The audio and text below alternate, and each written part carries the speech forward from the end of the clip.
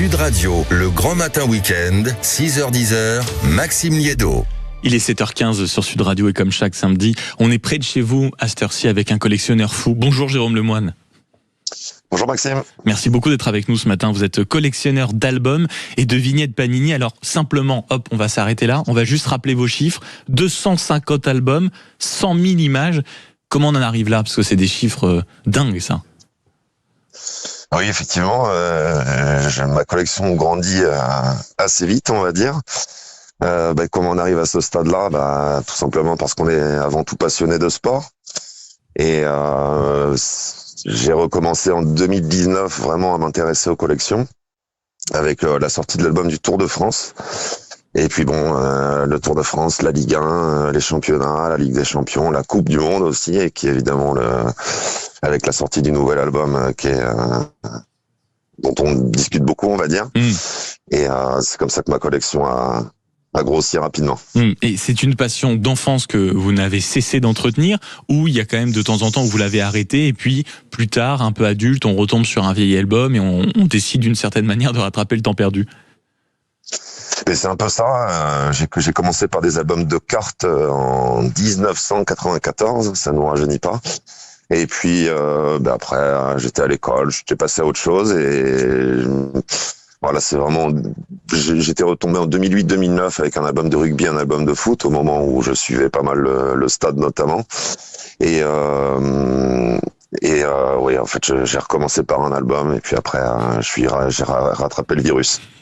Pour tous ceux qui ne sont pas forcément des initiés comme vous et qui se rappellent vaguement quand même de ce qu'est un petit album Panini ou une petite étiquette Panini, est-ce que vous pouvez nous expliquer pourquoi ces vignettes finalement autocollantes fascinent autant et au point que ça a été quand même le marqueur d'une génération? Tout à fait, c'est le marqueur d'une génération, comme vous dites.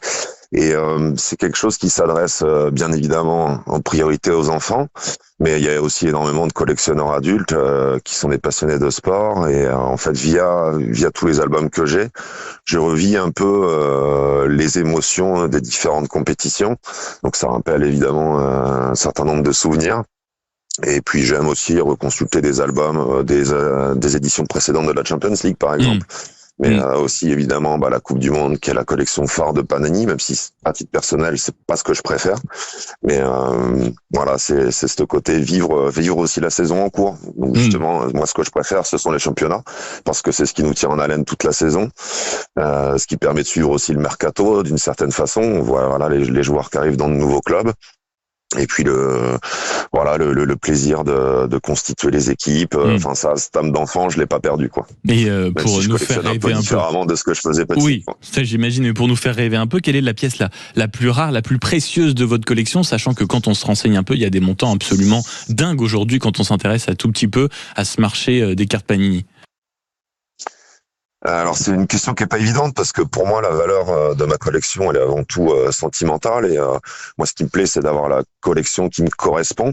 Alors après, bien sûr, j'ai effectivement des pièces un peu plus rares et qui ont un peu plus de valeur, surtout moi, avec la nouvelle mode désormais de Panini et de son concurrent Topps de sortir des cartes mais alors, très sans rares. rentrer dans le détail, mais aujourd'hui par exemple une carte Panini un peu rare, ça peut aller jusqu'à combien? Parce que il y a quelques semaines on s'intéressait à la folie des cartes Pokémon, où certaines cartes se comptaient en milliers d'euros, voire plus. Aujourd'hui, une carte un peu précieuse de Panini, ça peut se vendre combien sur des marchés un peu parallèles?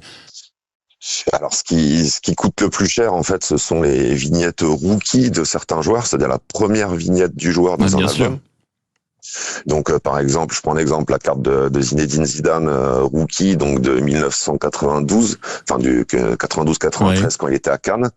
Si elle est en super état, absolument parfaite, en fait, elle peut monter jusqu'à 1000-2000 euros. Si elle est en super état, je ne l'ai pas. Enfin, moi, je l'ai collé dans l'album. Je me suis reconstitué l'album parce que c'est aussi celui le premier qu'avait fait mon frère.